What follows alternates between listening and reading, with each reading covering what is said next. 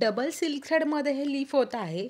हे लीफ करताना तुम्हाला सगळ्यात अगोदर तर निडल जी आहे ती सिल्क थ्रेड वर्कसाठीची घ्यायची आहे आणि याला कंपल्सरी दोन्ही साईडला डबल डबल स्टिचेस आहेत. हे लीफ नंबर 1 आहे, ज्याच्यामध्ये आपण सिल्क थ्रेडचं फिलिंग करत आहोत. सिल्क थ्रेडचं फिलिंग करताना मेक शुअर की तुमचा धागा हा बेस्ट क्वालिटी पाहिजे, ज्याची की धागा हा खूप जास्तही तुटला किंवा खूप दिवसांचा ठेवलेला असा नको आहे, त्यानेकरून तुमचं वर्कला फिनिशिंग व्यवस्थित येईल.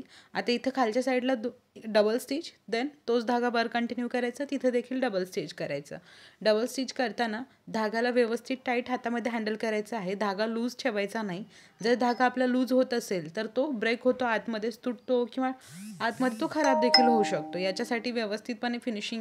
आता आपण वरून सुरुवात केली होती तेच खालीपर्यंत घेतलं. आता इथं खालच्या साईडला आपलं एंडिंग होत आली आहे. त्या एंडिंगच्या टायमिंगला सुद्धा सेम तेच एक सिंगल, परत एक डबल स्टिच केला, देन धागा रिटर्न खाली, खालच्या बाजूला धागा घेतला, परत त्याच्या पुढे अजून एक छोटा स्टिच. हे आता खालीपर्यंत पूर्ण असं कंटिन्यू करायचं. याचा फुल व्हिडिओ देखील आपल्या चॅनलवरती अपलोड आहे, जाऊन नक्की चेक करा.